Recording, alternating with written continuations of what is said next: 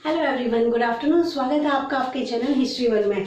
हम ये डिस्कस कर रहे हैं 1857 की क्रांति के क्वेश्चंस। पूरा थ्योरी पार्ट हो गया, कल कुछ क्वेश्चंस डिस्कस कर लिए, बाकी के क्वेश्चंस को अभी हम यहाँ पर डिस्कस करने वाले हैं आज की क्लास में। ठीक है, तो शुरू करते हैं बिना टाइम वेस्ट के। कल से हम डिस्कस करेंगे अपनी राजस्थान में 1857 की क्रांति कैसे शुरू हुई, कहाँ से शुरू हुई, वो कल से डिस्कस करने वाले हैं। तो शुरू करते हैं आज। सबसे पहले है 1857 के विद्रोह में किसे उसके मित्र के द्वारा धोखा दिया गया, जिससे उसे अंग्रेजों ने बंदी बनाकर मार डाला। तो कौन थे? ये थे तात्या टोपे। तात्या टोपे किस मित्र ने धोखा दिया था? मारवाड़ के राजा थे मानसिंह, उन्होंने इनको धोखा दिया था। तात्या टोपे का अगर पूरा नाम, मूल नाम आपसे पूछ लिया जाए तो रामचंद्र पांडुरंग इनका मूल नाम था। ठीक है, वेलेजली की सहायक संधि स्वीकार करने वाला पहला राज्य। तो पहला राज्य मैंने आपको बताया था हैदराबाद। उसके बाद में मैंने आपको एक ट्रिक भी बताई थी जो कि अभी थोड़ी देर में आगे मैं बता दूंगी। नेक्स्ट है 1857 के विद्रोह का लखनऊ में नेतृत्व किसने प्रदान किया? तो 4 जून 1857 को लखनऊ में विद्रोह किया था और विद्रोह करने वाली थी बेगम हजरत महल।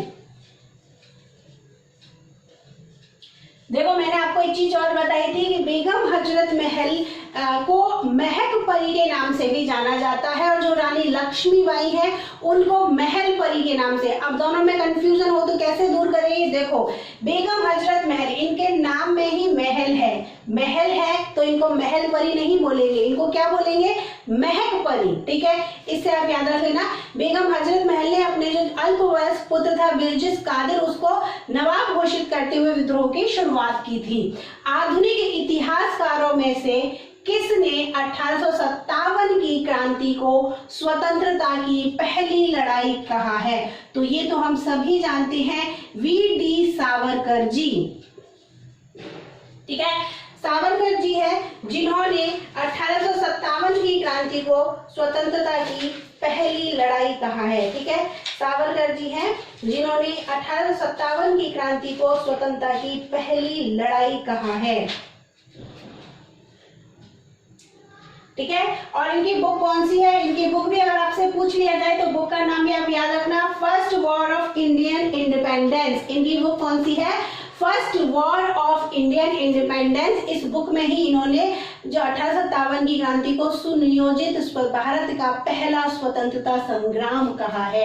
नेक्स्ट क्वेश्चन, महारानी विक्टोरिया ने भारतीय प्रशासन को ब्रिटिश ताज के नियंत्रण में लेने की घोषणा कब की? तो 1 नवंबर, हमने देखा था 2 दिन पहले इसकी क्लास जब हुई थी परिणामों की, उसमें हमने देखा था कि 1 नवंबर 1858 को ब्रिटिश जो क्वीन है महारानी विक्टोरिया, उनका घोषणा पत्र यहाँ पर भारत में इलाहाबाद में इलाहाबाद दरबार, इलाहाबाद के मिंटो पार्क में इलाहाबाद दरबार का आयोजन किया गया था और वहीं पर लॉर्ड कैनिंग ने ये घोषणा पत्र पढ़ा था, जिसको भारत शासन अधिनियम 1858 भी कहा जाता है। नेक्स्ट क्वेश्चन, अजीमुल्ला खान सलाहकार थे?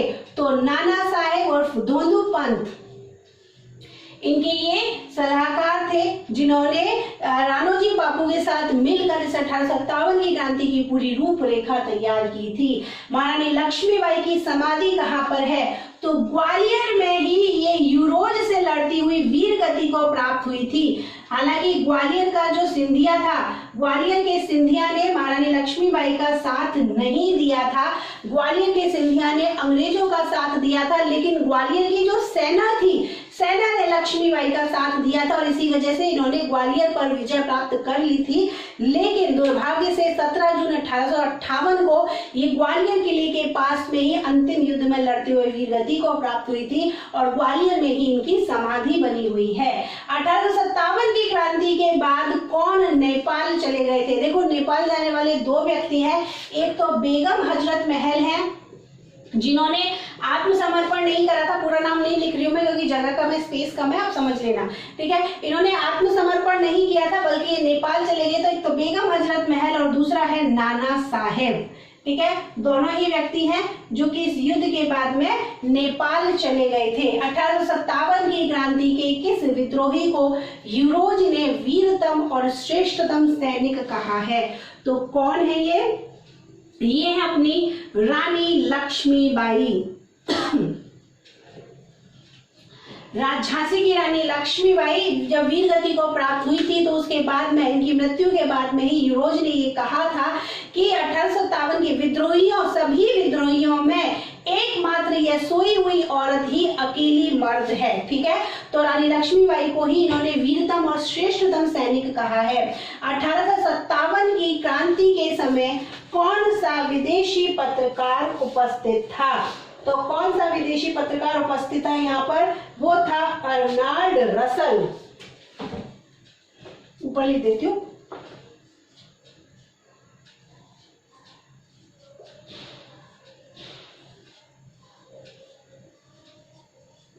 ठीक है, अर्नाल्ड रसल यहाँ पर मौजूद था, विदेशी पत्रकार। अब हम जो पहले छोड़ा था क्वेश्चन उसको देख लेते हैं एक बार। 1857 की क्रांति से पहले जो वेलेजली सहायक संधि लेकर आया था तो उनका क्रम क्या था या किन किन राजाओं ने इनको स्वीकार किया? हालांकि थ्योरी क्लास जो हुई थी अपने उसमें अच्छे से डिस्कस कर लिया था, फिर भी यहाँ पर मैं आपको बता देती हूँ। ट्रिक याद रखनी है आपको, HMT APBS, बस आपको इतना याद रखना है, HMT APBS। ठीक है, H से है हैदराबाद, और हैदराबाद ने संधि स्वीकार करी थी 1798 में। ठीक है, मैसूर और तंजौर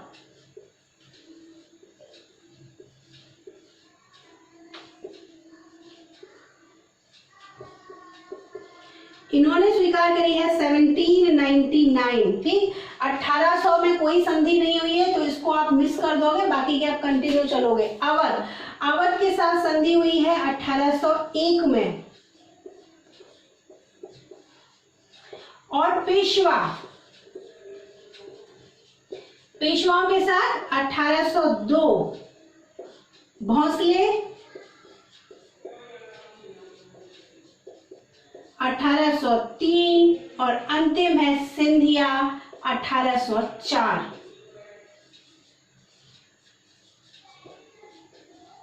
ठीक है, तो ये आप याद रखना, ये सभी सहायक संधि स्वीकार करने वाले राजाओं के क्रम है। हैदराबाद, मैसूर, तंजौर, अवध, पेशवा, भोंसले और सिंधिया।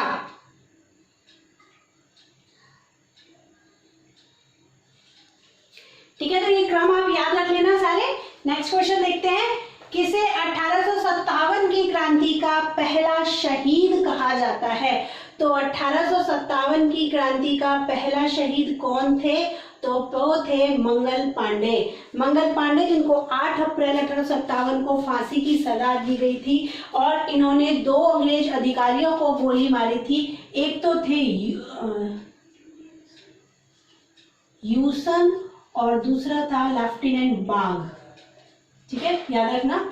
इन्होंने चली वाले कारतूस का विद्रोह किया था। विद्रोह करते हुए इन्होंने 2 अंग्रेज अधिकारियों को गोली मारी थी। एक तो थे कैप्टन यूसन, जनरल यूसन, और दूसरा था कैप्टन बाग। ठीक है, दोनों को इन्होंने गोली मारी थी। नेक्स्ट है, किस गवर्नर जनरल ने मुगल बादशाह को लाल किला खाली करके कुतुब मीनार के पास रहने के लिए कहा था? तो मैंने आपको बताया था लॉर्ड डलहौजी, जो कि 1846 से लेकर 56 तक भारत का गवर्नर जनरल रहा था। लॉर्ड डलहौजी ने ही यह घोषणा करी थी कि जो मुगल बादशाह है बहादुर शाह जफर, उनको मुगल महल मतलब लाल किला खाली करके कुतुब मीनार के पास जाकर एक मकान में रहना पड़ेगा। और डलहौजी के बाद में जब कैनिंग आया था तो कैनिंग ने ये घोषणा करी थी कि बहादुर शाह जफर की मृत्यु के बाद में इनके पुत्रों से सम्राट का टाइटल छीन लिया जाएगा और ये सभी सिर्फ राजा कहलाएंगे। तो ये अब दोनों चीजें याद रखना। नेक्स्ट है, कौन सी पुस्तक 1857 के प्रथम स्वतंत्रता संग्राम पर सरकारी इतिहास है? तो वो है 1857।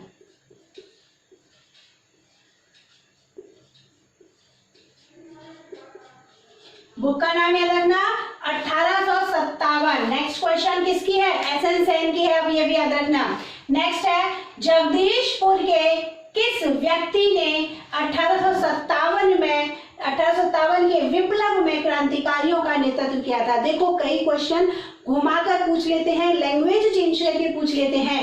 अब देखो जगदीशपुर पूछे, आरा पूछे, बिहार पूछे, पटना पूछे, कुछ भी पूछे आपका आंसर क्या रहेगा?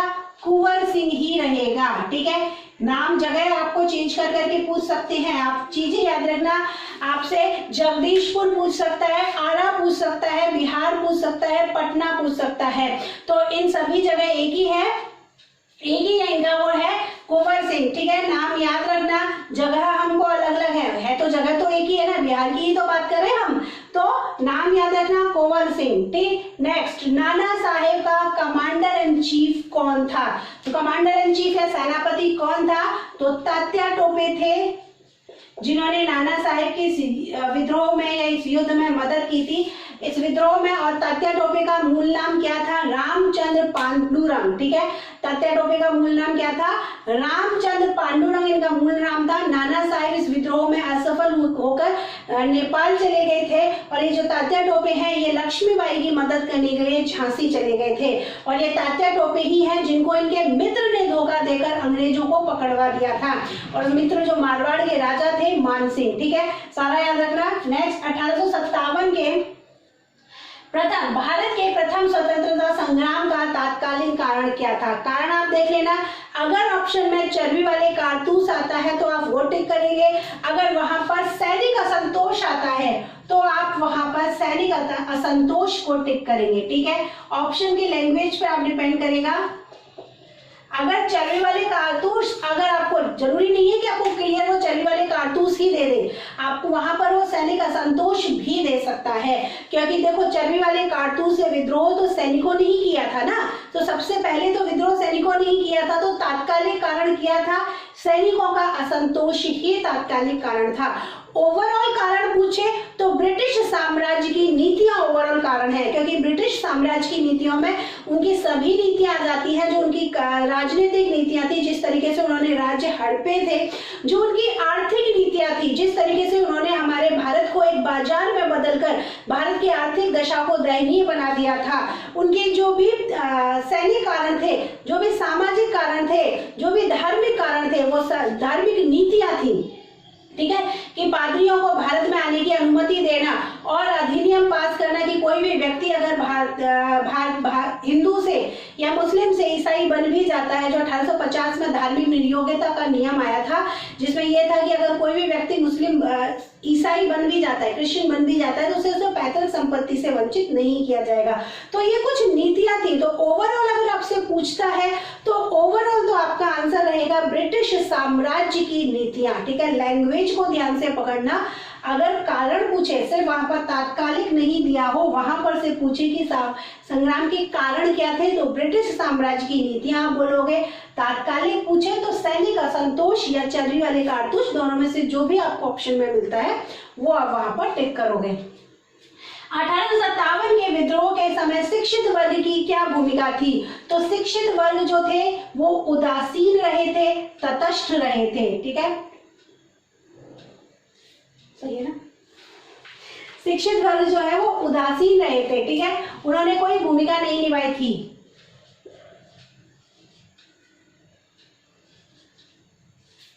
नेक्स्ट, लॉर्ड डलहौजी की व्यक्तिगत नीति का शिकार होने वाला पहला राज्य। सारे बताए थे मैंने आपको, वापस से देख लेते हैं सारे। पहला कौन सा था? तो पहला तो सतारा था, जो कब हुआ था? 1848 में। ठीक है, पहला सतारा राज्य 1848 में। अब 1848 से ही कंटिन्यू चलेंगे अपन। 48 के बाद क्या था? 49। तो 49 में जैतपुर और संभलपुर।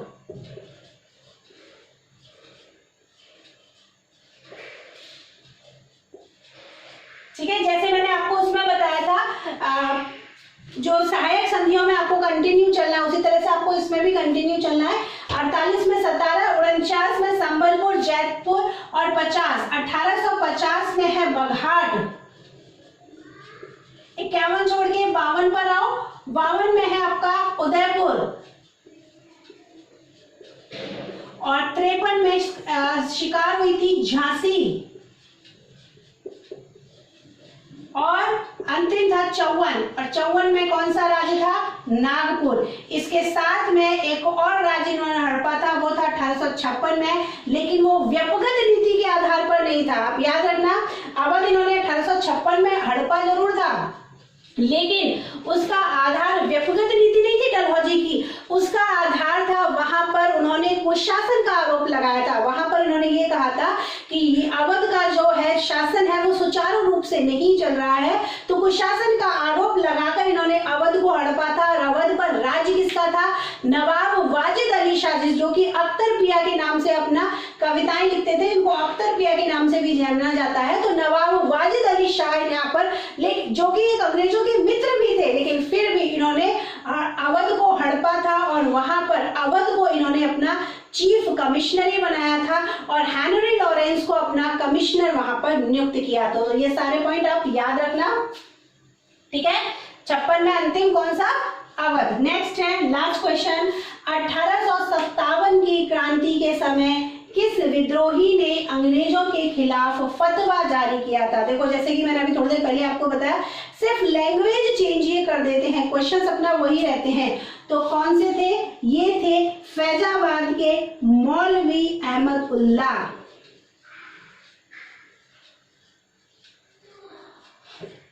ठीक है, कहाँ के थे? फैजाबाद, अवध के। मौलवी अहमदुल्लाह, जिन्होंने अंग्रेजों के खिलाफ फतवा जारी किया था, अंग्रेजों के खिलाफ जिहाद का नारा दिया था, और मौलवी अहमदुल्लाह ही अंग्रेजों के सबसे बड़े शत्रु थे। 1857 की क्रांति के समय अंग्रेजों के सबसे बड़े शत्रु थे और इन्हीं के खिलाफ, इन्हीं के सिर पर अंग्रेजों ने 50,000 का इनाम भी रखा था। ठीक है, तो ये सारे पॉइंट्स आप याद रखना। क्वेश्चन की लैंग्वेज चेंज कर देते हैं, मैं आपको बार बार बोल रही हूँ, क्वेश्चन ध्यान से पढ़ना। ये लोग सिर्फ लैंग्वेज चेंज करते हैं ताकि क्वेश्चन को पढ़ के हम कंफ्यूज हो। ये जो क्वेश्चंस हमने डिस्कस किए ना, वो सारे प्रीवियस एग्जाम में आए हुए, यूपीएससी के एग्जाम में, आईएएस वगैरह के एग्जाम में आए हुए क्वेश्चंस है जो हमने यहाँ पर सभी डिस्कस किए हैं। सारे क्वेश्चंस कंप्लीट होते हैं, थ्योरी कंप्लीट होती है। 1857 की क्रांति अपनी कंप्लीट हो गई है। कल से हम राजस्थान में 1857 की क्रांति कैसे शुरू हुई, क्या कहाँ पर कैसे हुई, क्या इम्पैक्ट रहे, क्या कारण रहे, वो सब डिस्कस करेंगे। आज का वीडियो यहीं खत्म होता है। अगर आपको पसंद आया हो तो लाइक कीजिए, दोस्तों के साथ में शेयर कीजिए, चैनल को सब्सक्राइब कीजिए, बेल आइकन को जरूर प्रेस कीजिएगा जिससे आने वाले वीडियो के नोटिफिकेशन आपको मिलते रहें। मिलते हैं कल अपनी नेक्स्ट टॉपिक के साथ में, तब तक थैंक यू सो मच।